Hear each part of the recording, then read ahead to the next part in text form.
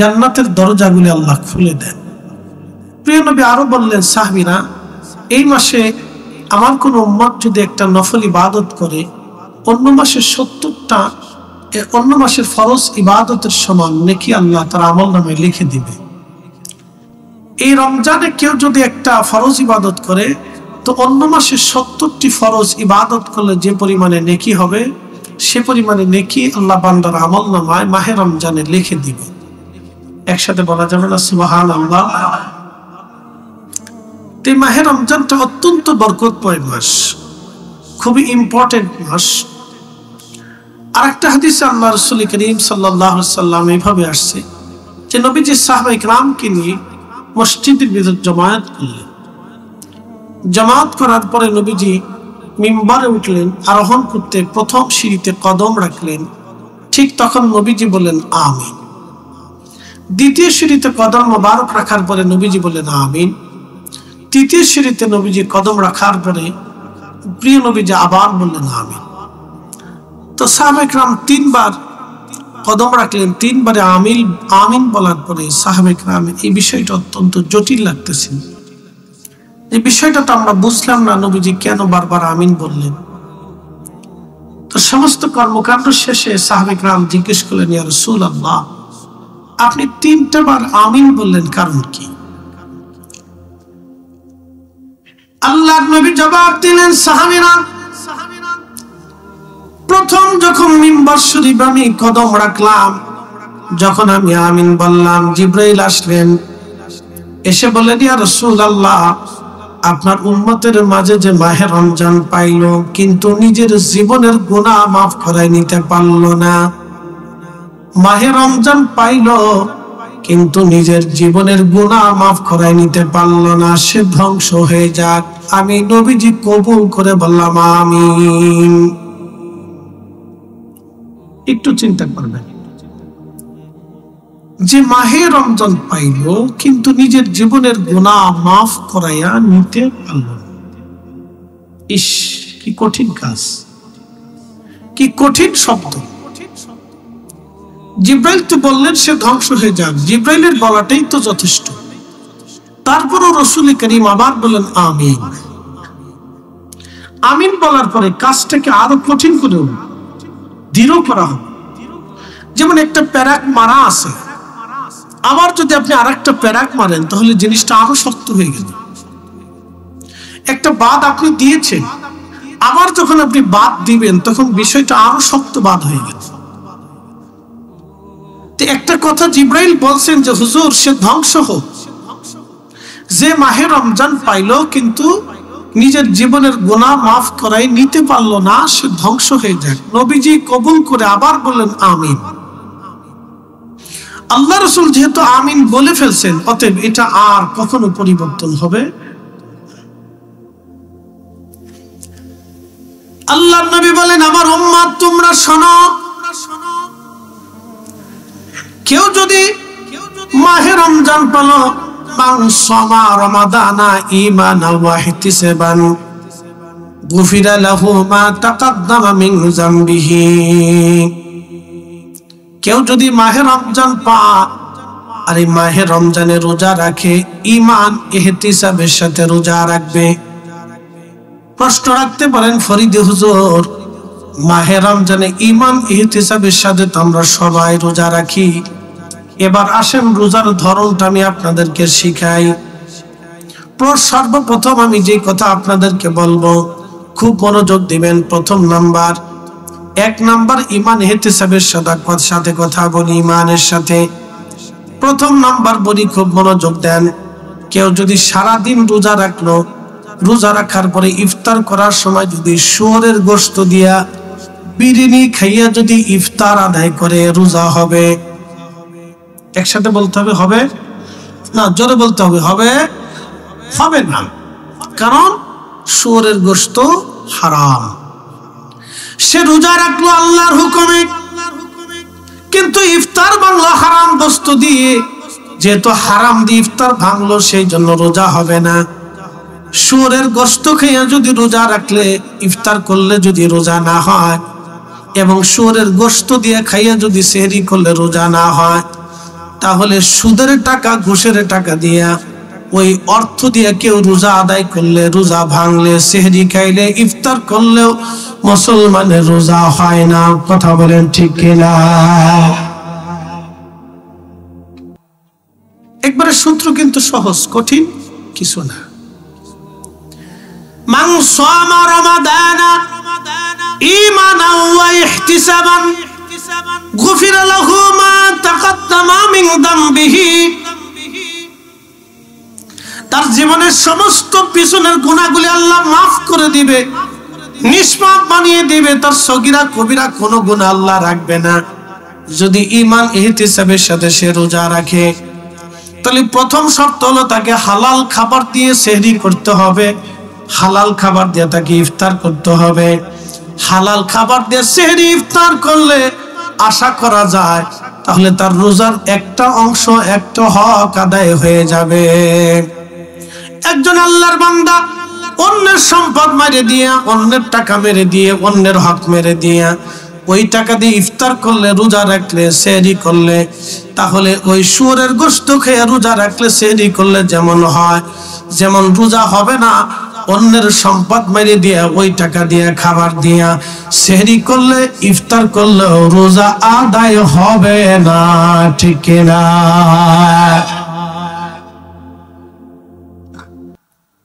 তাহলে ঈমান ও ইহতিসাবের সাথে রোজা তার হবে না। 2 নম্বর, প্রথমটা বলে দিলাম হালাল খাদ্য। একসাথে বলি কি খাবার? হালাল খাদ্য। তা আপনারা চেষ্টা করবেন, একেবারে সর্বাত্মক চেষ্টা, মানে চেষ্টা কি জীবনের সব দিয়ে চেষ্টা করবেন হালাল খাবার দিয়ে ইফতার করা, সেহরি করা। প্রিয় উপস্থিতি, মনোযোগ দিবেন। দ্বিতীয় নাম্বার, গীবত। কেউ যদি রোজা রাখলো কিন্তু সারাদিন গীবত করে, দেখবেন কিছু মানুষ আছে দোকানে বসে, রমজানে কোনো কাজ না থাকলে দোকানে বৈশা, দোকানে তোর খাবার দাবার খেতে পারে না, রোজা আছে, কিন্তু অমুক ভালো না, তমুক ভালো না, অমুকের মেয়ে এমনি চলে, অমুকের পোলা এমনি চলে, অমুক লোকটা অতীতে এরকম করতো, সেরকম ছিল, লোকটা খারাপ, এরকম দুর্নাম করে, গীবত করে।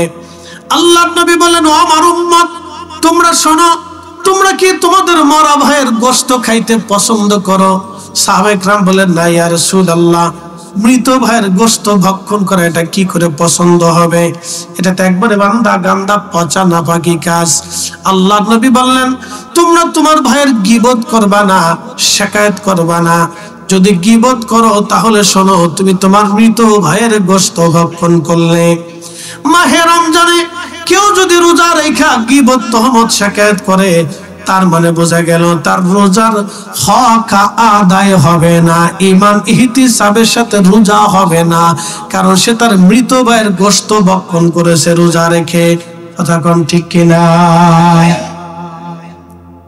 মাহে রমজানে কেউ যদি গীবত করে, শিকায়ত করে, তার রোজার হক আদায় হবে না। সে শুধু সারাদিন পানাহার না করে, খেয়ে না খেয়ে কষ্ট করবে, শুধু কোনো নেকি হবে না। ঈমান ও ইহতিসাবান, শর্ত হলো পরিপূর্ণ ঈমানের সাথে, ইয়াকিনের সাথে, বিশ্বাসের সাথে। আমরা বিশ্বাস করি এক রব। জোরে বলেন কয় রব? এক আল্লাহ। জোরে বলেন কয় আল্লাহ? একসাথে বলেন কয় আল্লাহ? তামাম সৃষ্টি কার হুকুমে পরিচালিত হয়? আল্লাহ। এতে তো কোনো সন্দেহ নাই, আছে কি? তামাম সৃষ্টিটা আল্লাহর হুকুমে পরিচালিত হয়। এই যে রমজানের চাঁদ উঠছে, আল্লাহর হুকুমে চাঁদ উঠবে, আবার আল্লাহর হুকুমে চাঁদ চলে যাবে। সূর্য ডোবার পরে এখন সন্ধ্যা নেমে গেল, টাইম মতো সূর্য ডুবে চলে গেল। শুধু এই বছরে টাইম মতো ডুবে নাই, যতদিন পৃথিবীর বয়স হয়েছে ততদিন সূর্য টাইম মতো উঠলো, টাইম মতো ডুবলো। যতদিন পৃথিবী থাকবে আল্লাহর হুকুমে সূর্য টাইম মতো উঠবে, টাইম মতো ডুবে যাবে। ভাববেন না সূর্য চাঁদ আমাদের আইনে চলে, সূর্য চাঁদ আমাদের আইনে চলে না, সূর্য চাঁদ চলে আল্লাহর আইনে।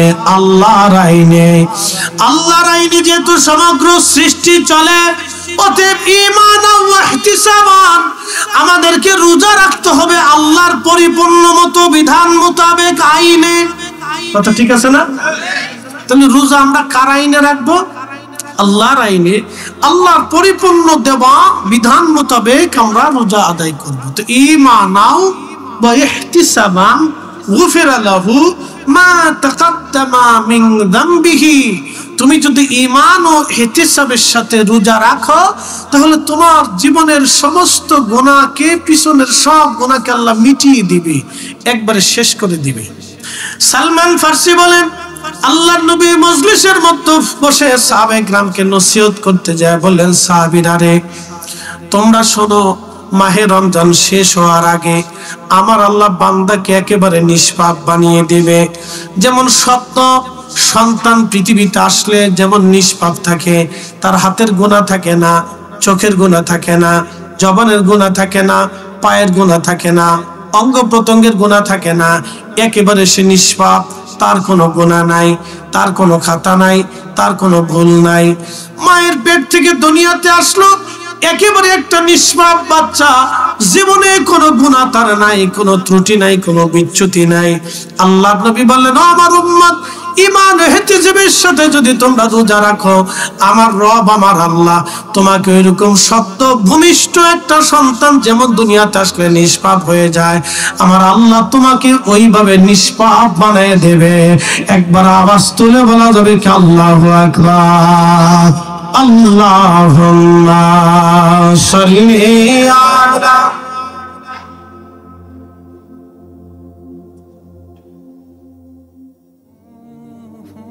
গরম পানি না, শুধু গরম। মাওলানা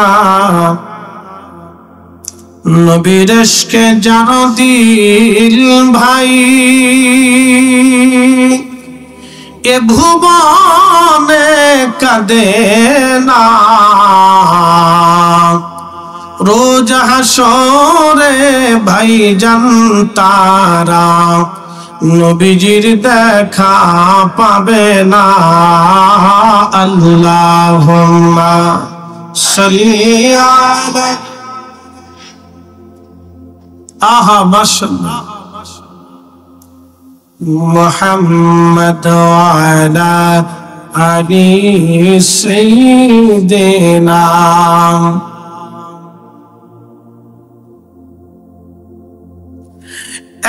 সিলেটবাসী, কোলাউড়ার মুসলমান, খুব মনোযোগের সাথে শুনে যাবেন, কামারকান্দির মুসলমান বাবাজি আমার। তাহলে 2 নাম্বার হচ্ছে গীবত। গীবত থেকে আমাদের ফিরে আসা লাগবে। সাহাবী বলেন, ইয়া রাসূলুল্লাহ, গীবত কাকে বলে? বললেন, তোমার ভাইয়ের পিছনে তার দুর্নাম করা। বলি, ইয়া রাসূলুল্লাহ, ইয়া হাবিবাল্লাহ, যদি সামনে হয়ে যায়? আল্লাহর নবী বললেন, তোমার ভাইটা এমন কিছু তুমি বলো যেটা পছন্দ করে না, তোমার ভাইয়ের পিছনে যদি দুর্নামগুলি করো তাহলে এটা গীবত হয়ে গেল। যেমন আপনি আমার পিছনে আপনি আমার দুর্নাম করলেন, ফরিদ হুজুর লোক ভালো না, এই লোকটা খারাপ, এই লোকের এইরকম, তার হাঁটার অবস্থা ভালো না, তার চাহানি ভালো না, এমন করে যদি আপনি আমার দুর্নাম করেন তাহলে আপনি আমার গীবত করলেন, আপনি মরা ভাইয়ের গোশত খাইলেন। রমজানে রোজা রাখা মৃত ভাইয়ের গোশত যদি আপনি ভক্ষণ করেন তাহলে পরিপূর্ণ রোজার হক আদায় হবে না। আবার দেখা যাবে রমজানে কিছু অসাধু ব্যবসায়ী আছে যারা রমজানে পণ্যের দাম বাড়ায়া দেয়। সারা পৃথিবী, এমনকি আপনি যদি দেখেন ইহুদি খ্রিস্টানের দেশ, ইউরোপেও রমজান আসলে পণ্যের দাম, খাবারের দাম, রমজানের রোজাদারের কারণে ইউরোপিয়ানরা পর্যন্ত রোজার সময় খাদ্য পণ্যের দাম তারা ছাড় দেয়, কমায় দেয়। আরবে রমজান মাস আসলে খাদ্য পণ্যের দাম কমায় দেয়। সারা পৃথিবী থেকে ভিন্ন চিত্র, শুধু বাংলাদেশে রমজান মাস আসলে খাবারের দাম বাড়ে। এখন বলেন, বাংলাদেশের সব ব্যবসায়ী কি হিন্দু, বৌদ্ধ, খ্রিস্টান? তো মুসলমান ব্যবসায়ী দাম বাড়ায় দেয়। তার মানে এগুলো 23 সূরার ঘরের সূরা, আন্তর্জাতিক ঘরের সূরা। কথা বলে ঠিক কি না? ওদের জীবনে সব হারাম, সব কি রোজাদারকে কষ্ট দেয়। মাহে রমজানে রোজাদারকে কষ্ট দেয়, গরিব মানুষের কষ্ট হয়, মধ্যবিত্তের কষ্ট হয়, নিম্ন আয়ের মানুষের কষ্ট হয়। এই কষ্টের কোনো সীমা নাই। যার অল্প আছে, সারাদিন পরিশ্রম করে একটা লোক 500টা টাকা রুজি করে, আহা, সে মাহে রমজানে বাজার করতে গেলে সে হিমশিম খায়, তার কষ্ট হইতে থাকে, অনেক বড় কষ্ট হয়, অনেক বড় কষ্ট, যে কষ্টের ব্যাখ্যা আমি দিতে পারবো না আপনাকে। অনেক কষ্ট, যে কষ্টের ব্যাখ্যা আমি দিতে পারবো না। দারিদ্রতা যার জীবনে নাই সে বুঝবে না, দারিদ্রতা যার ছিল জীবনে সে জানবে যে এই কষ্টটা কত কষ্ট। যার জীবনে দারিদ্রতা নাই সে বুঝবে না যে দারিদ্রতা কি কষ্ট। যার জীবনে দারিদ্রতা ছিল সে বুঝবে যে দারিদ্রতা কত কষ্ট। এই জন্য আল্লাহ রাসূল বলতেন, তুতঈমুত তুআম, তোমরা খাওয়াও মানুষকে। নবীজি বলেন, আমার উম্মত তোমরা শোনো, তোমাকে আমি হাউজে কাউসারের পানি পান করাবো। আমি রাসূল তোমাকে ওয়াদা করলাম, তোমাকে হাউজে কাউসারের পানি পান করাবো। যদি আমার ক্ষুধার্ত উম্মত রোজাদারকে যদি তুমি ইফতার করাও, পেট পুরে যদি তুমি তাকে খাবার খাওয়াও, তার তৃষ্ণা নিবারণ করো, আমি নবী ওয়াদা করলাম তোমাকে মেহেশরের মাঠে ডেকে নিয়ে হাউজে কাউসারের পানি পান করাই দেবে। বুঝতে হয়ে গেল না? জোরে বলবেন সুবহানাল্লাহ। কেন বললেন? খোদার কারণে বলছেন, খোদা, খোদা, দারিদ্রতার কারণে বলছেন। এক সাহাবী বলেন, ইয়া রাসূলুল্লাহ, আমাদের ভিতরে অনেকের তো ইফতার করানোর মতো সামর্থ্য নাই। আল্লাহর নবী বলেন, সাহাবী, যদি পেট ভরে খাওয়ানোর সামর্থ্য না থাকে, তোমার রোজাদার ভাইকে তুমি এক পেয়ালা দুধ দিয়ে ইফতার করাও। যদি তাও সামর্থ্য না থাকে তাহলে অন্তত একটা খেজুর দিয়ে ইফতার করাও।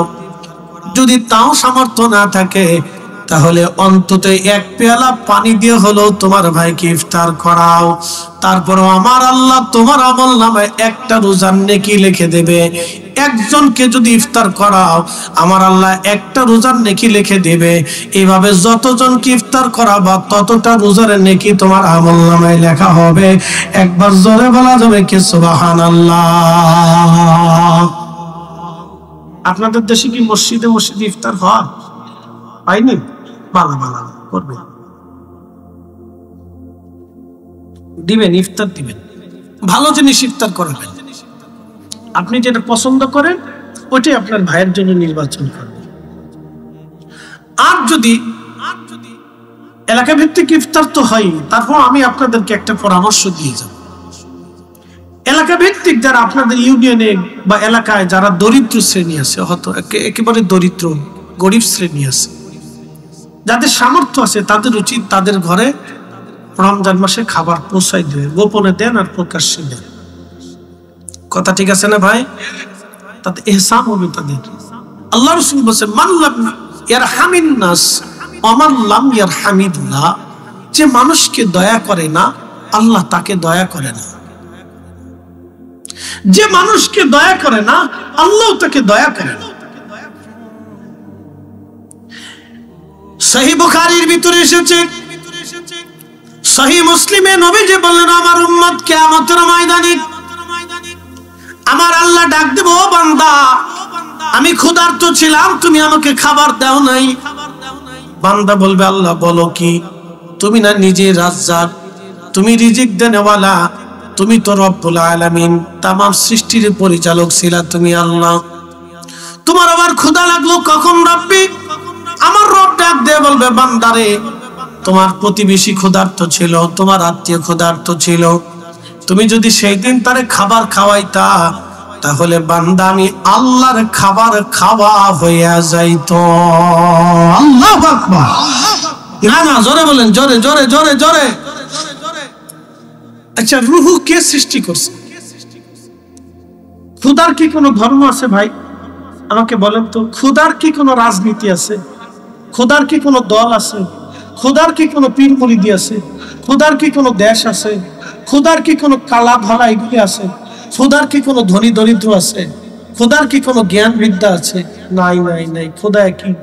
গরিবের ক্ষুধা যেমন, ধনীর ক্ষুধা তেমন, এই হিন্দুর ক্ষুধা তেমন, বৌদ্ধর ক্ষুধা তেমন, নাস্তিকের ক্ষুধা তেমন, খ্রিস্টানের ক্ষুধা তেমন, এই কালার খোদা যেমন, ধলার খোদা কেমন, সুন্দর খোদা যেমন, অসুন্দর খোদাও একই রকম খোদা। যার খোদা লাগে সে জানে খোদার যন্ত্রণা কি জিনিস। এই জন্য সবার খোদাই নিবারণ করতে হয়। এই জন্য হিন্দু হলেও তাকে খাওয়াইতে হয়, বৌদ্ধ হলেও খাওয়াইতে হয়, নাসার হলে খাওয়াইতে হয়, শিখ হলে খাওয়াইতে হয়। যে ধর্মেরই মানুষ আপনার প্রতিবেশী হোক, তাকে খাবার দিতেই হবে আপনাকে। আপনার তার ঘরের মধ্যে খাবার পৌঁছাইতে হবে।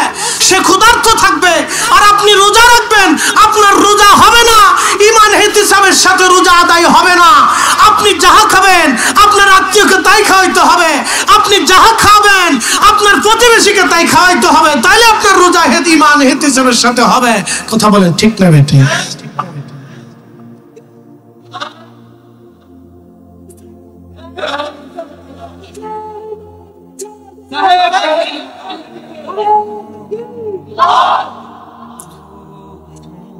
আচ্ছা একটু কমে, ঠিক আছে।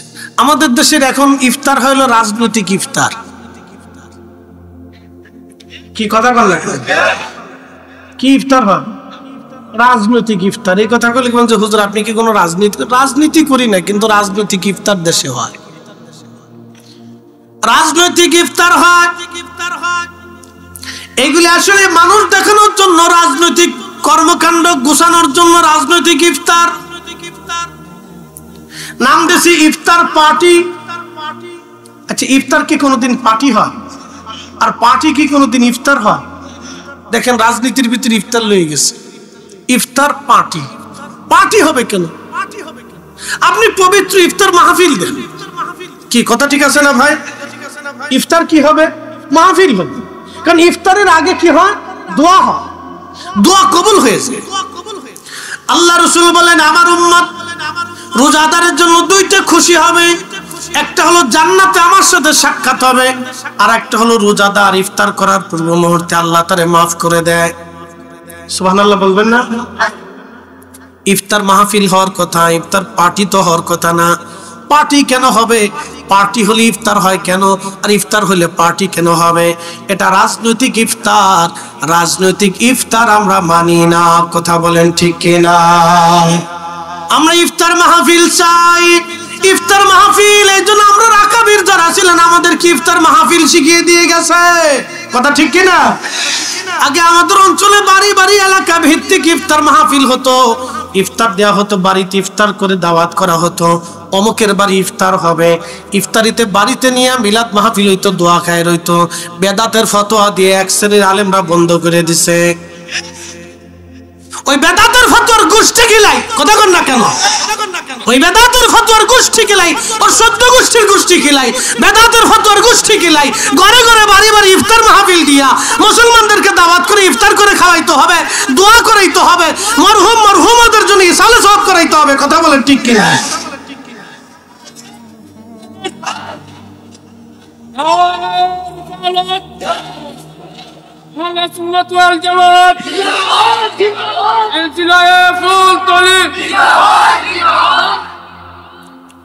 ফতোয়া দিয়ে বন্ধ করে দিচ্ছে।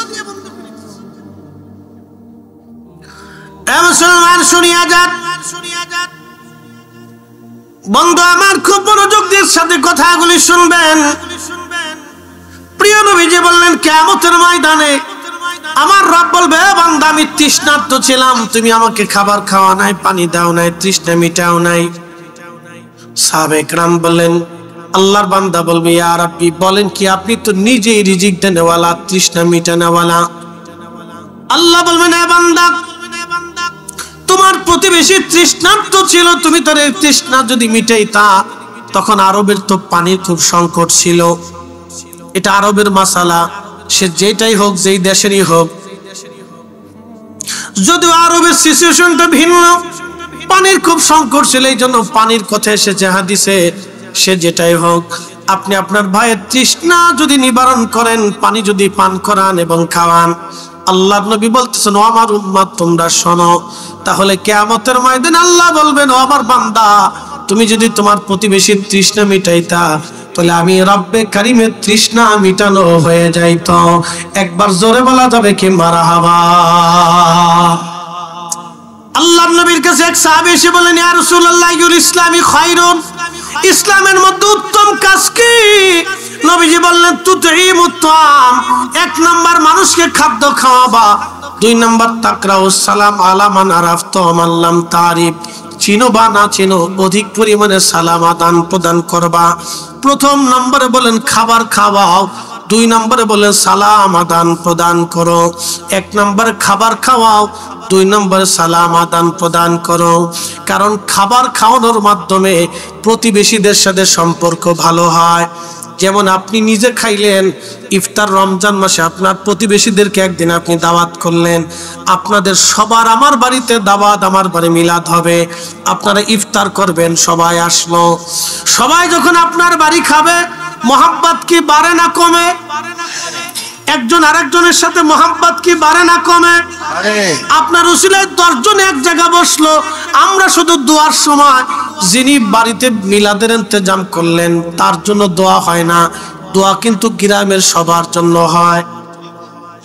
শুধু তার বাবার মায়ের জন্য দোয়া হয় না, ওইখানে যারা উপস্থিত হয় সবার বাবা মার জন্যই দোয়া হয়। ঠিক কিনা? প্রিয় উপস্থিতি আমার হাজিরিন, খুব মনোযোগের সাথে কথাগুলি শুনবেন। আজ এইগুলি আজ আমরা বেদাতের ফতোয়া দিয়ে বন্ধ করে দিলাম। উম্মতের লাভ হয় নাই, লাভ হয়েছে শয়তানের। শয়তান চিন্তা করলো আমি যা ফতোয়া দিয়ে চেষ্টা করে পারি নাই, তা তোমরা নিজেরা বন্ধ করে দিয়েছ।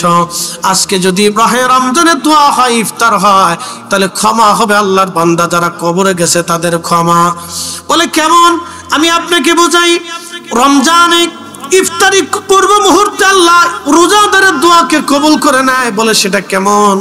যখন আপনাদের সামনে খাবার আসে, তখন সামনে খাবার আসে, যেমন আমার সামনে চা আসলো, পানি আসলো, আমি পানির প্রয়োজন, আমি পানি খেয়ে ফেললাম, ওয়াজের মধ্যেই পানি পান করলাম, আবার ওয়াজের মধ্যে আমি চা খেয়ে ফেলবো। কিন্তু মাহে রমজানে আমি যত সুন্দর ওয়াজ করি না কেন, ইফতারির সময় না আসা পর্যন্ত 1 ঢোকও পানি পান করার সুযোগ নাই। ঠিক কিনা? সামনে ফল থাকে, খেজুর থাকে, মালটা থাকে, আপেল থাকে, বিরিয়ানি থাকে, শরবত থাকে, নানান ধরনের ভাজি পোড়া থাকে, দই থাকে, খাবার থাকে, পানিও থাকে, কত কিছু সামনে থাকে, কিন্তু রোজাদার খাবার হাত দিয়ে লাড়াচাড়া করে খাবার খায় না। পানির পেয়ালাটা ঠিক করে কিন্তু পানি খায় না, পানির পেয়ালাটা এখানে সরায় কিন্তু খায় না, খেজুরটা নিয়ে বাইসে দেখে তারপরেও খায় না, এই আপেলের মালটাটা গুছায় দেখে কিন্তু খায় না। যখন খাবার লাড়াচাড়া করে ইফতারির পূর্ব মুহূর্তে, তখন আমার আল্লাহ ডাক দেয়, ফেরেশতারা তোমরা আমার এই বান্দা সৃষ্টি করতে তোমরা নিষেধ করেছিলা, ফেরেশতারা রে আমার এই বান্দা সৃষ্টি করতে নিষেধ করেছিলা, আর তোমরা বলেছিলা ওয়া নাহনু নুসাব্বিহু বিহামদিকা ওয়া নুকাদ্দিসু লাক, তোমরাই বলে ইবাদত করবা, তোমরাই বলে তাসবিহ করবা, তোমরাই বলে হামদ করবা, তোমরাই বলে জিকির করবা। এ ফেরেশতারা দেখ, আমার বান্দার পেটের ভিতরে ক্ষুধা আছে, কলিজায় তৃষ্ণা আছে, সামনে খাবার আছে, পানি আছে, তারপর আমার বান্দা খায় না, আমার বান্দা মুখে দেয় না, আমার বান্দা হাত দিয়ে লাড়াচাড়া করে কিন্তু খায় না। এ ফেরেশতারা তোমরা বলছিলা ক্বালু আতাজআলু ফিহা মাইয়ুফসিদু ওয়া ইয়াসফিকুদ দিমা, তারা বলে পৃথিবীতে ফাসাদ করবে, অশান্তি বাঁধাবে, বিশৃঙ্খলা বাঁধাবে, তারা বলে খুন খারাপি করবে, মারামারি করবে।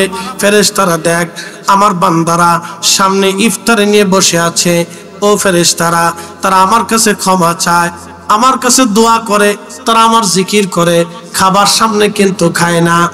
আমি আল্লাহর হুকুম না আসা পর্যন্ত তারা মুখে দিবে না। এ ফেরেশতারা তোরা সাক্ষী থাক, আমি আমার এই বান্দাদের জীবনের সব গুনাহগুলি আমি আল্লাহ মাফ করে দিলাম। মানা আরো জোরে বলেন সুবহানাল্লাহ। আল্লাহুম্মা সাল্লি আলা, জবান খুলে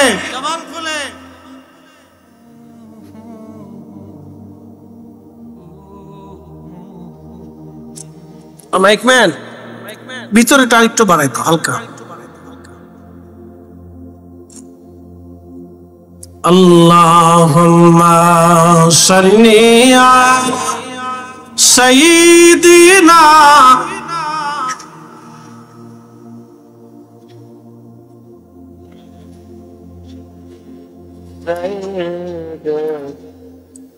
মাওলানা।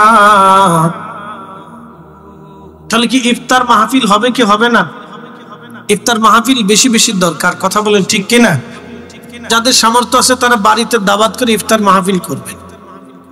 এটা বরকতের কাজ, অনেক বড় দামি বরকতের কাজ।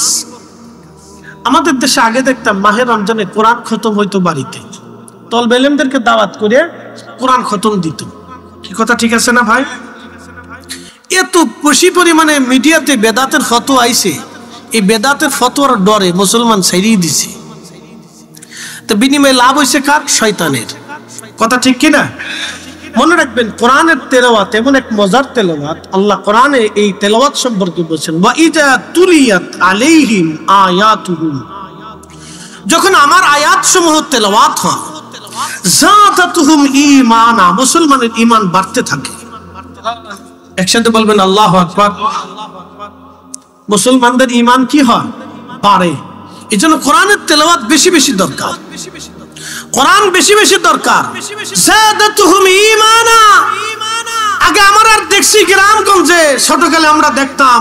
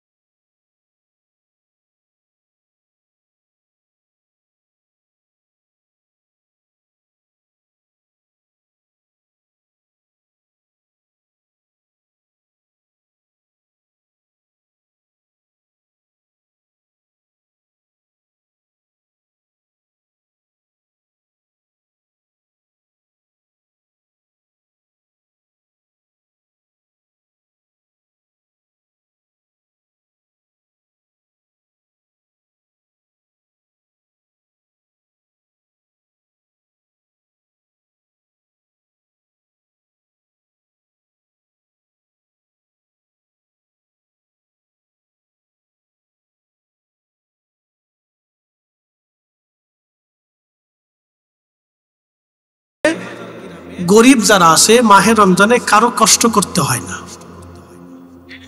কথা ঠিক আছে না ভাই?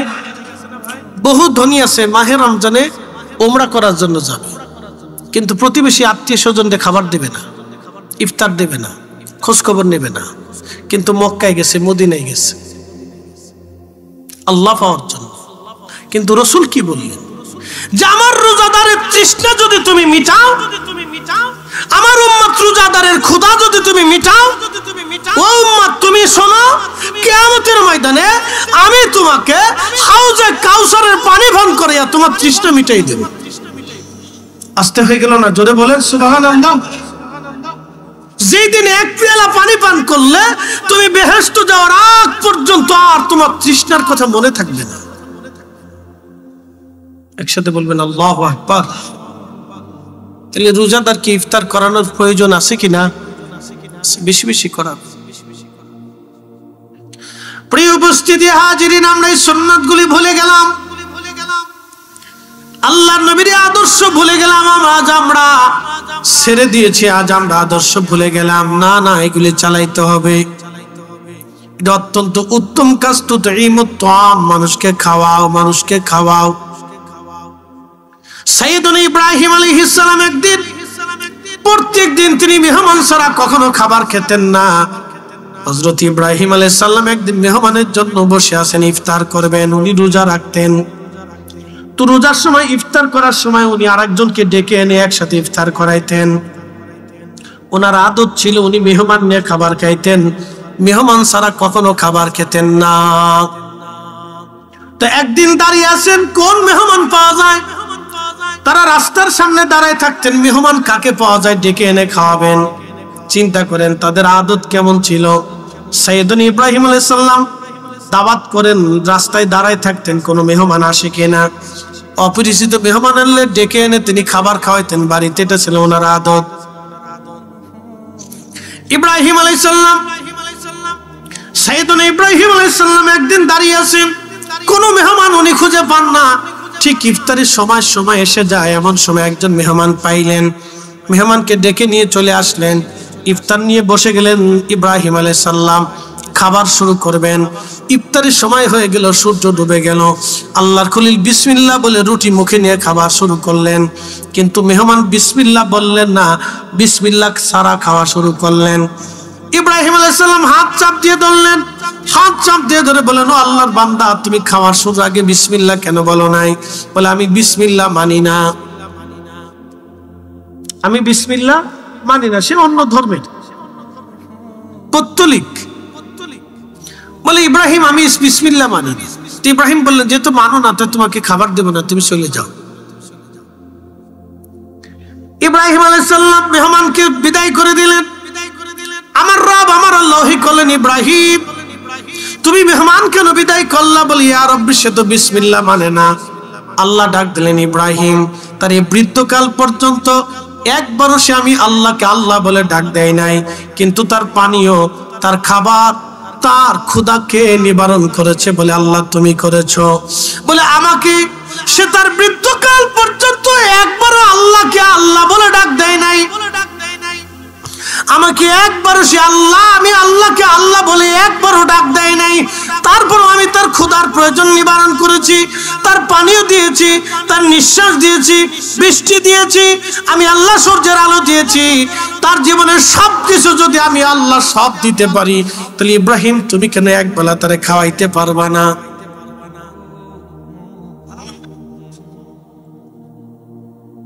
ইব্রাহিম আলাইহিস সালাম বলেন, আল্লাহ ভুল হয়ে গেছে, আমি বুঝতে পারি না। ইব্রাহিম যাও, মেহমান যেই হোক, যে ধর্মেরই হোক, বিসমিল্লাহ মানুক আর না মানুক, সে তো তোমার মেহমান, তুমি তারে খাওয়াও।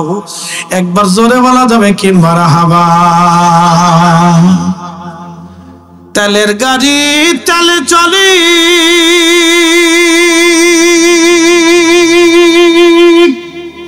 হাওয়ার গাড়ি হাওয়ায় উড়ে, বিনা তেলে চালাই গাড়ি নবী সুলাইমান। আমরা সেই মুসলমান, আমরা সেই মুসলমান।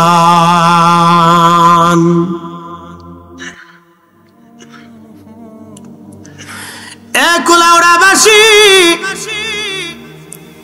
হযরত আলী রাদিয়াল্লাহু তাআলা আনহু শহীদ হয়ে যাবেন। তিনি ওনাকে ছুরির আঘাত করা হলো, কর্ণের গোড়া দিয়ে ভিতরে ছিদ্র হয়ে গেল, রক্তক্ষরণ হয়, রক্ত পড়ে পড়ে দাড়ি ভিজে গেল।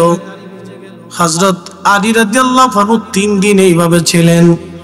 3 দিন তার কষ্ট হলো। 3 দিন পরে তিনি শহীদ হয়ে গেলেন।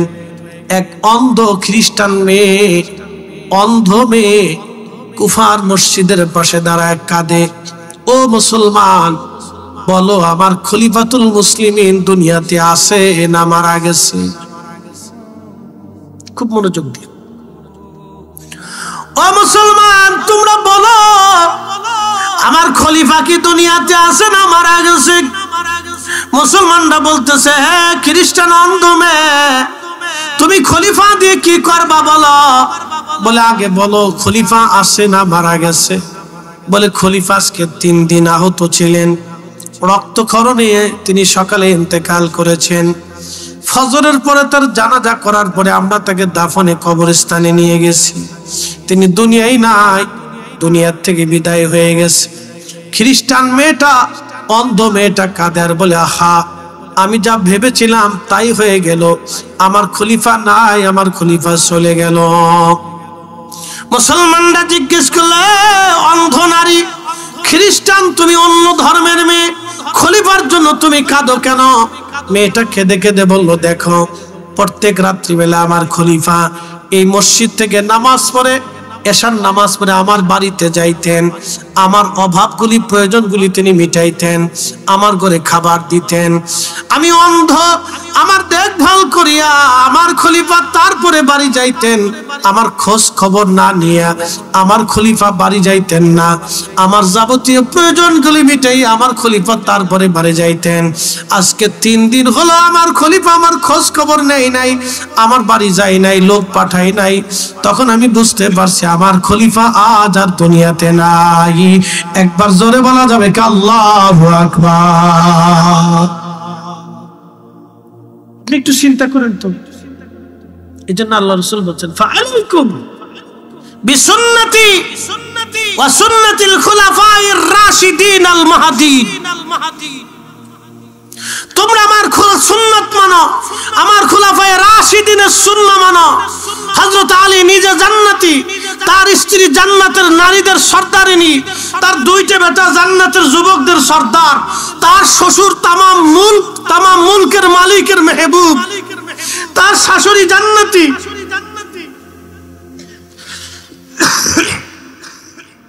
তার পুরা ঘরটা জান্নাত, তার আত্মীয় স্বজন জান্নাতি, তার ছোট ভাইটা জান্নাতি, তার চাচা জান্নাতি, তার চাচি জান্নাতি,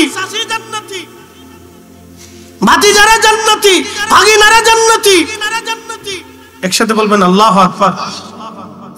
এত দামি ফ্যামিলির সন্তান হওয়ার পরেও এক অন্ধ খ্রিস্টান নারীর বাড়ি ঘরে প্রত্যেকদিন খাবার দিয়ে আসতেন, খলিফাতুল মুসলিমিন হওয়ার পরেও। এই জন্য আল্লাহর নবী বলতেন, সুলতানু জিল্লুল্লাহি ফিল আরদ, শাসক গোষ্ঠীরা হচ্ছে জমিনে আল্লাহর ছায়া। আল্লাহর ছায়া, আল্লাহ যেমন সবাইকে ছায়া দেয়, নিরাপত্তা দেয়, শাসকরা সবাইকে নিরাপত্তা দিবে। শাসকরা যদি জনগণের নিরাপত্তা দিতে না পারে, শাসক গোষ্ঠীরা যদি জনগণের খাদ্যের নিরাপত্তা না দিতে পারে, বস্ত্রের নিরাপত্তা না দিতে পারে, তাদের অর্থের নিরাপত্তা না দিতে পারে, জীবনের নিরাপত্তা না দিতে পারে, তাদের সম্মানের নিরাপত্তা না দিতে পারে, মেয়েদের নিরাপত্তা না দিতে পারে, শালীনতার নিরাপত্তা না দিতে পারে, ইজ্জতের নিরাপত্তা না দিতে পারে, তাহলে ওই শাসক গোষ্ঠী ধ্বংস হয়ে যায়। কথা বলেন ঠিক না?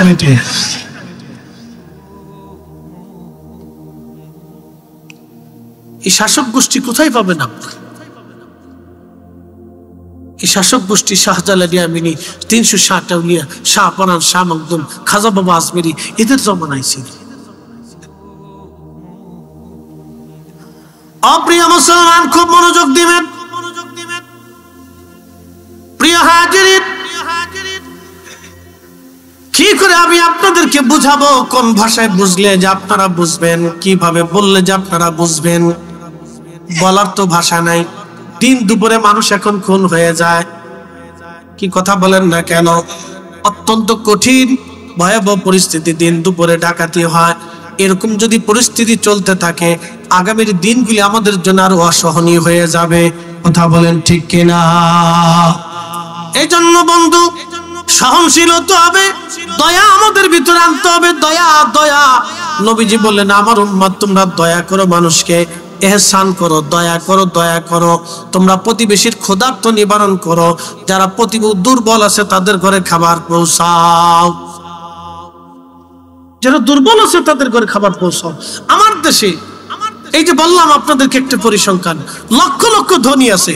যদি 68,000 ধনী, 68,000 ধনকুবের মালিক যদি তারা চিন্তা করে যে আমরা আমাদের অর্থ থেকে শুধু বাংলাদেশের 68,000 গরিব গ্রামে যত গরিব মানুষ আছে, অসহায় আছে, মধ্যবিত্ত দুস্থ আছে, যাদের রমজানে খুব কষ্ট হয়, আমরা তাদের জন্য খাবার বরাদ্দ করব, ইফতার বরাদ্দ করব। যদি সহনশীল খাবার ইফতার তাদের ঘরে পৌঁছায়, তাহলে অন্তত আমার এই রমজান মাসটাও আমাদের দেশের দরিদ্র মানুষের একটু ভালো কাটে। কথা বলেন ঠিক কিনা?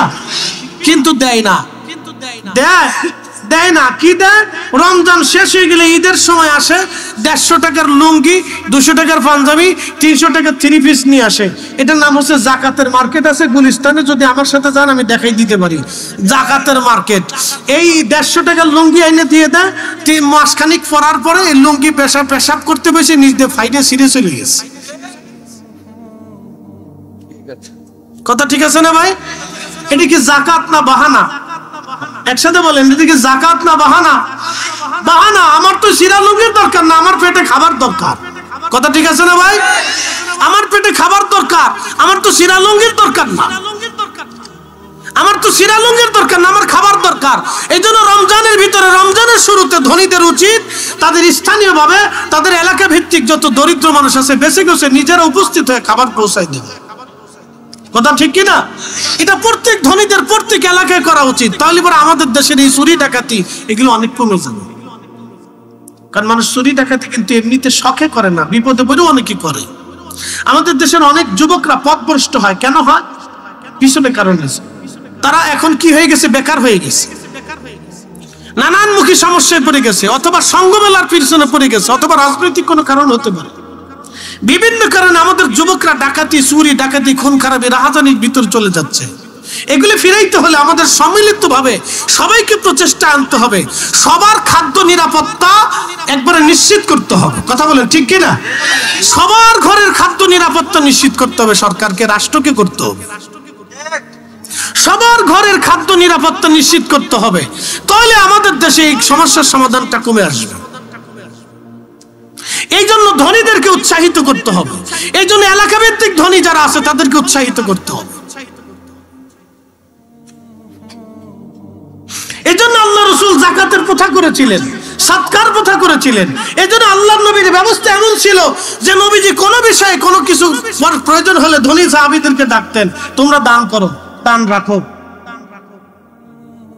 দান জমা করত, জমা করার পরে আল্লাহর নবী সব গরিব সাহাবীদের মধ্যে এটা বেটে বেটে দিতেন। একসাথে বলবেন আল্লাহু আকবার। ফুলতুলি সাহেব কিবলা রাহমাতুল্লাহর বড় আওলাদ মুফতি সাহেব হুজুর, তিনি এই কাজগুলি করে থাকেন। কি কথা বলে দেখেন, বলেন তিনি এই কাজ করে থাকেন। আল্লাহু আকবার বলেন, না না জোরে বলেন আল্লাহু আকবার। এই কাজগুলি উনি করে থাকেন। আল্লাহ ওনার হায়াতে আরো বরকত দান করুক, বলেন আমিন। এগুলির দরকার সবার, শুধু উনার না, বাংলাদেশের সব পীর মাশায়েখদের এটা প্রয়োজন ছিল। কি কথা ঠিক আছে না ভাই? সব পীর মাশায়েখ, সব রাজনৈতিক দলের এটা দরকার ছিল। নির্বাচনের সময় এসে 3 বছর 10 বছর দেখা হয় না, শাশিরে ধরে ধরে, শাশি তুমি আমার মার মতো, শাশি শাশিরে ধরে ধরে, শাশি তুমি আমার মার মতো, শাশি তোমার দেখতে আমার মার মতোই দেখা যায়। শাশি এই যে 1000 টাকা দিলাম কিছু কিনে কেটে খেয়ে। 10 বছর পরে আইসে, 10 বছরের ভিতর শাশির আর খবর নাই। কি কথা কর না কেন? 10 বছরের ভিতরে শাশির খবর নাই, 10 বছরের ভিতরে শাশির খবর নাই। প্রত্যেক রাজনৈতিক দলের ব্যক্তিদের উচিত ছিল নিজেরা মাথায় করে নিয়ে বাড়ি বাড়ি খাবার পৌঁছায় দেওয়া।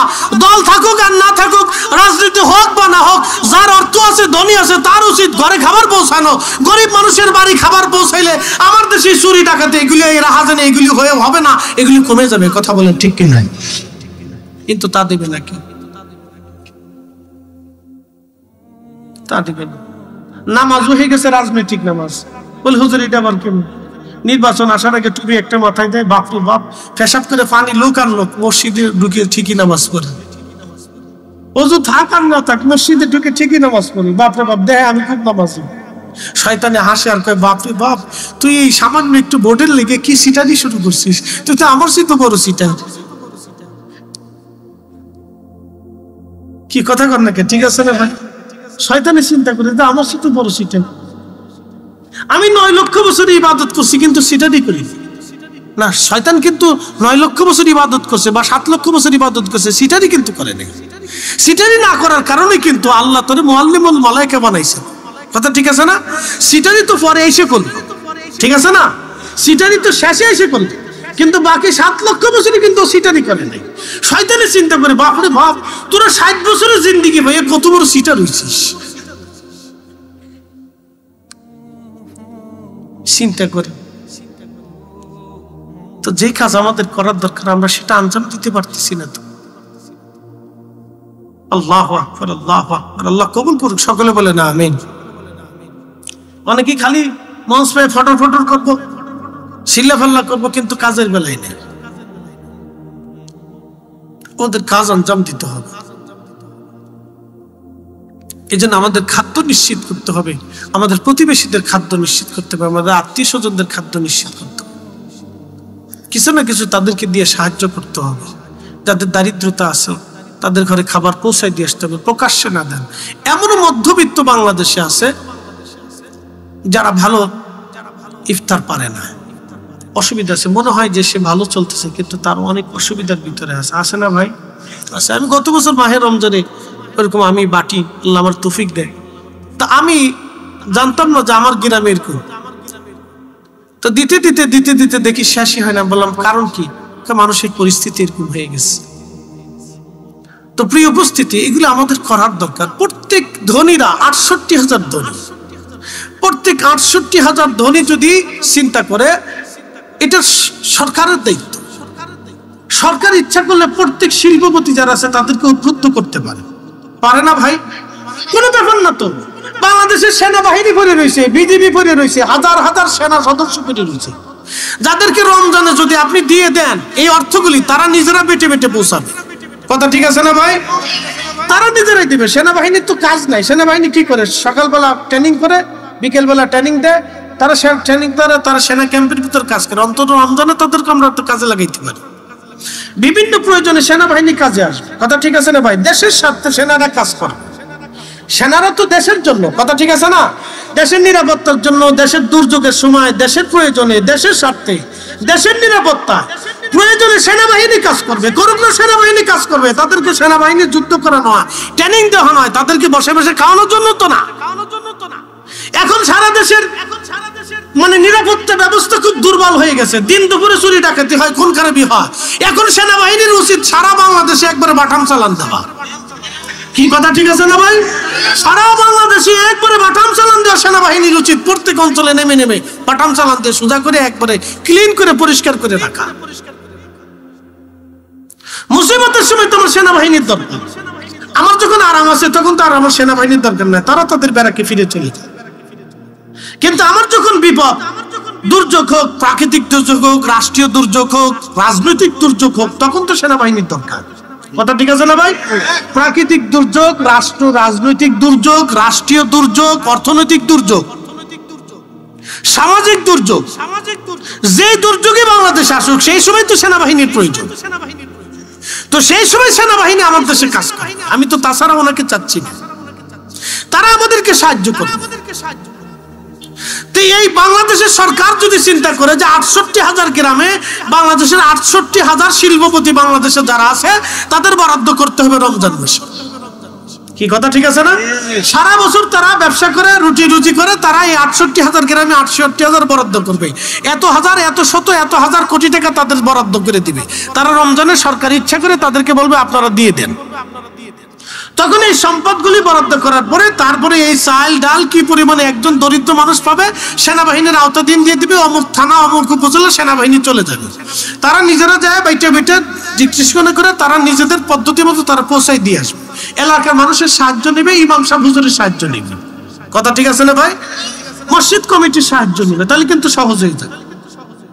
ইমাম সাহেব হুজুর, মসজিদ কমিটি, এরা যদি সাথে থাকে, এলাকার আলেম ওলামা যদি সাথে থাকে, তাহলে পরে একবারে নিশ্চিন্ন পাবে, কোনো দুর্নীতি হবে না, কোনো স্বজন ভীতি হবে না। হবে কি ভাই? স্বজন ভীতি হবে না। কারণ ইমাম সাহেব চিন্তা করবে যে আমার এই মুসল্লি এত দরিদ্র আছে, কেন ইমাম সাহেবরা সবার বাড়ি বাড়ি ঘুরে, তারা জানে কার কি হাল হাকিকত, কার কি অসুবিধা সুবিধা আছে। কথা ঠিক আছে না ভাই? ইমাম সাহেবরা জানে, এলাকার মানুষ যারা মসজিদ পরিচালনা করে তারা জানে। তারা চিন্তা করবে যে না, আমরা এই গরিব মানুষের মধ্যে বন্টন করব। তারা সরকারের কাছে, সেনাবাহিনীর কাছে লিস্ট পাঠাবে, তাহলে আর আমাদের দেশে কোনো বিশৃঙ্খলা হয় না। আর যদি রাজনৈতিক ব্যক্তিত্বদের কাছে দিয়ে দেন, আমি তাদের দুর্নাম করবো না, আল্লাহ তাদের সাহায্য করে, আমরা দোয়া করি। কিন্তু অনেকে আছে স্বজন প্রীতি করে। কথা সহজ, কাজ সহজ, কিন্তু কাজে পরিণত নেই। সমস্যা হলেই কেন?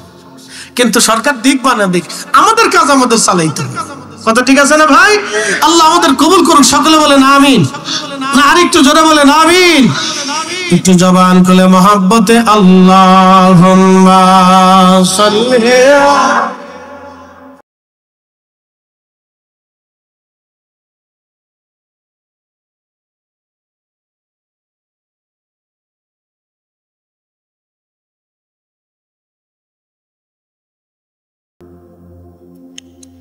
আল্লাহুম্মা সাল্লি আলা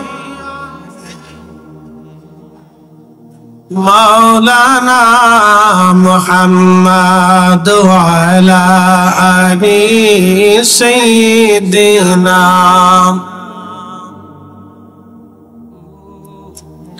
তুমি আল্লাহর প্যারা হাবিব,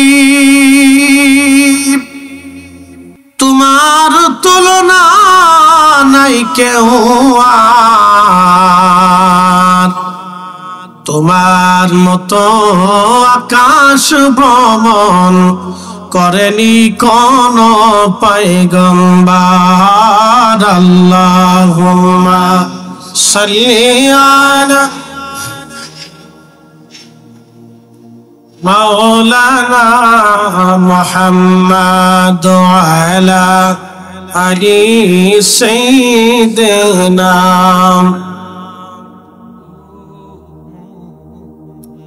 প্রিয় উপস্থিতি, ঈমান ইহতিসাবের সাথে যারা রোজা রাখবে, আল্লাহর নবী বললেন তাদের জীবনের গুনাহগুলি আল্লাহ মাফ করে দিবে।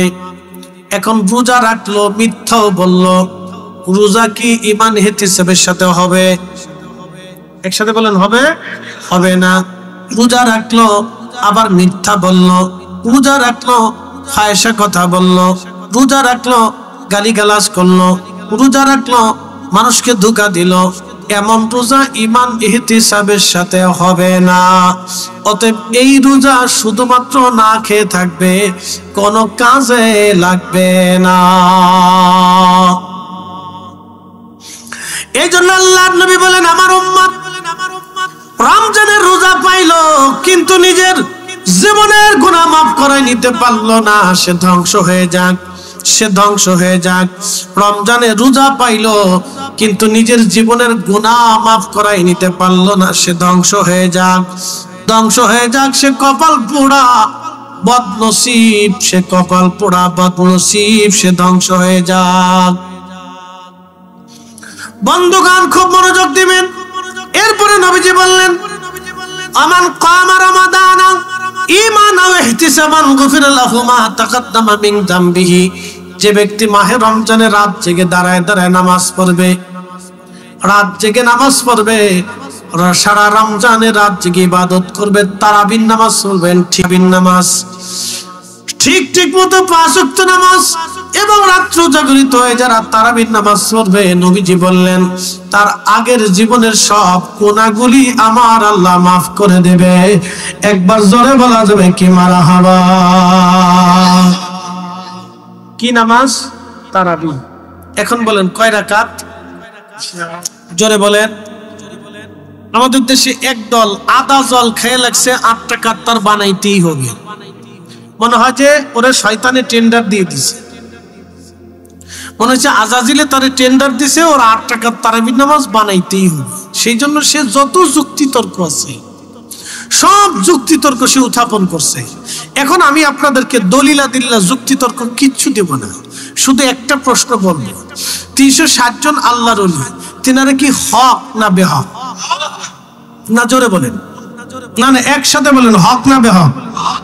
তিনারা যেই নামাজ আনছিলেন এটা কি সত্য না মিথ্যা? তিনারা যে কালেমা এনেছিলেন এটা সত্য না মিথ্যা?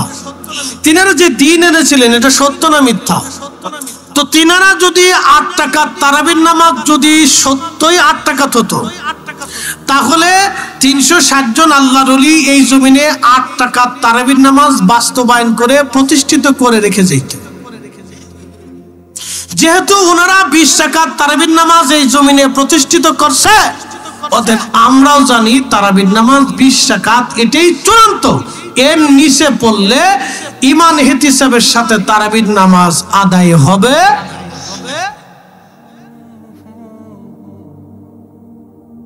যদি কেউ 8 রাকাত তারাবি পড়ে তাহলে ঈমান ইহতিসাবের সাথে তারাবির নামাজের হক আদায় হবে না। জোরে বলেন আদায় হবে না। জোরে বলেন আদায় হবে না। কেউ যদি এই 8 রাকাত তারাবির নামাজ বানায় না তো তার ঈমান ইহতিসাবের সাথে তারাবির নামাজের হক আদায় হবে না। অতএব যেহেতু নামাজ আদায় হবে না, সেহেতু গুনাহ মাফ হওয়ার কোনো সম্ভাবনাও নাই। অতএব তারাবির নামাজ 20 রাকাতই চূড়ান্ত। 360 জন আল্লাহর ওলি তারাবির নামাজ 20 রাকাত চূড়ান্ত করেছে। 20 রাকাত তারাবির নামাজ তারা চূড়ান্ত করেছে। 20 রাকাত তারাবির নামাজ চূড়ান্ত, এটাই চূড়ান্ত ফয়সালা। একটু জোরে শুয়ে পড়ি আল্লাহুম্মা সাল্লি আলা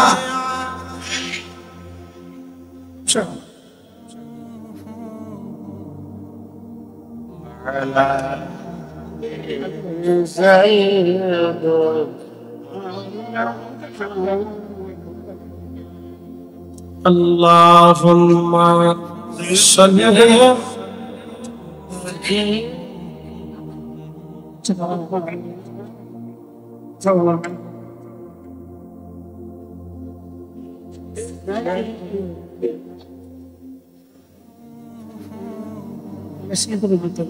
Allahumma salli ala sayyidina Maulana Muhammad wa ala ali sayyidina Maulana।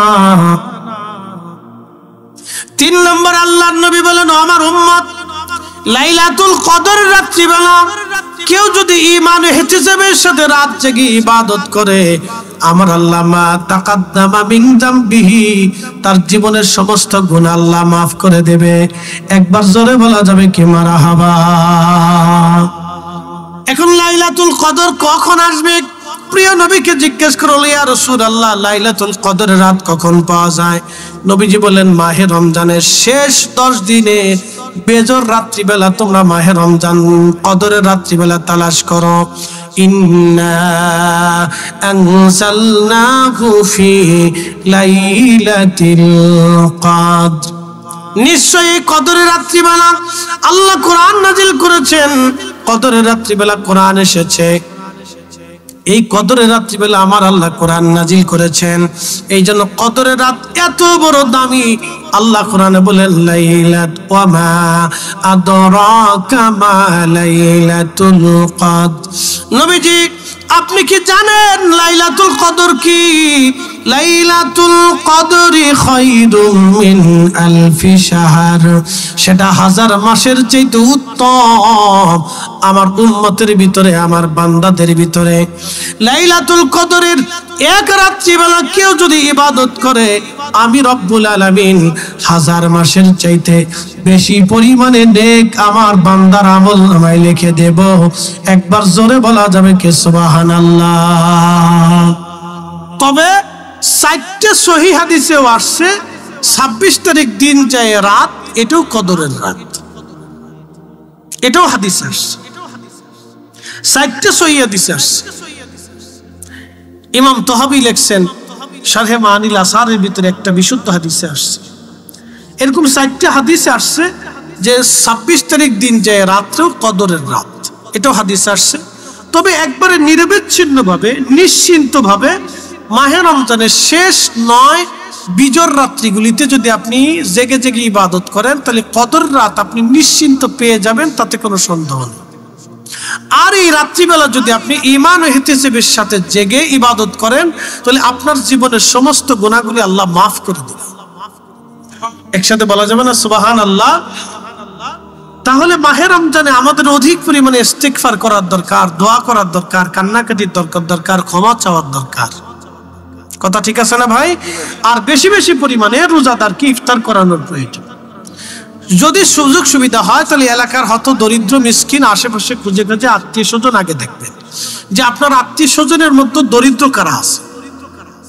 যারা দরিদ্র আছে তাদের ঘরে খাবার নিশ্চিত করবেন, এবং তারপরে দেখবেন আপনার প্রতিবেশীদের মধ্যে দরিদ্র কারা আছে। তাদের মধ্যে আপনি মাহে রমজানে খাবার নিশ্চিন্ত করবেন। এরপরে আপনার গ্রামের ভিতরে দেখবেন কারা দরিদ্র আছে, আপনি তাদের মধ্যে খাদ্য নিশ্চিত করবেন, তাদের ঘরে খাবার পৌঁছাবেন রমজানে। আল্লাহ আমাদের প্রত্যেকের তৌফিক দিক, সকলে বলে না আমিন। আমরা এই কাজগুলি করব, এই কাজগুলি আমাদের আঞ্জাম দেওয়ার দরকার, তাহলে আমাদের গুনাহ মাফ হবে না। রমজান পাইলেন কিন্তু গুনাহ মাফ করাইতে পারলেন না, এর চেয়ে বড় ব্যর্থতা আর জীবনে কিছু নাই। এই জন্য প্রথম মিম্বরে কদম রাখার পরে নবীজি বললেন সাহাবীরা রে, আমি প্রথম মিম্বরে কদম রাখছি, ঠিক তখনই জিবরাইল আলাইহিস সালাম এসে বলেন, ইয়া রাসূলুল্লাহ, যে মাহে রমজান পাইলো কিন্তু নিজের জীবনের গুনাহ মাফ করাইয়া নিতে পারলো না, সে ধ্বংস হয়ে যায়। তাহলে তিনটা কাজ করলে জীবনের গুনাহ মাফ হবে। এক নম্বরে মাহে রমজানে রোজা রাখতে হবে ঈমান ইহতিসাবের সাথে, পরিপূর্ণ ইয়াকিনের সাথে, বিশ্বাসের সাথে, মুহাব্বতের সাথে। এই মাহে রমজানে রোজা রেখে মিথ্যা বলা যাবে না, ফাহিশা কথা বলা যাবে না, গীবত করা যাবে না, শিকায়ত করা যাবে না, তহমত দেওয়া যাবে না, অন্যের ত্রুটি বিচ্যুতি খোঁজা যাবে না, মারামারি হানাহানি করা যাবে না, কারো সম্পদ মারা যাবে না, হালাল খাদ্য খেতে হবে, হারাম রুটি করা যাবে না, অন্যকে ঠকানো যাবে না।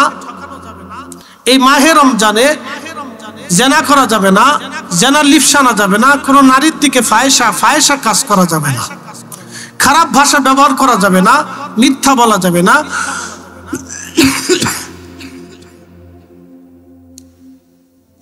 এই কাজগুলি আপনি যদি করতে পারেন তাহলে রমজানের রোজাগুলি ঈমান ইহতিসাবের সাথে হবে। 2 নম্বর, তারাবির নামাজ আপনাকে দাঁড়াইতে হবে টাইম টু টাইম, সুন্দর মতো তারাবির নামাজ ঈমান ইহতিসাবের সাথে 20 রাকাত আদায় করতে হবে, এবং রাত জেগে সম্ভব হলে ইবাদত করতে হবে, তাহাজ্জুদ নামাজ পড়তে হবে। যদি তা সম্ভব হয় আপনি রাত জেগে কোরআন শরীফ তেলাওয়াত করতে পারেন, আর কিছু নওয়াফিল অতিরিক্ত ইবাদত করতে পারেন, তাহলে আপনার জীবনের আগের গুনাহগুলি মাফ হয়ে যাবে।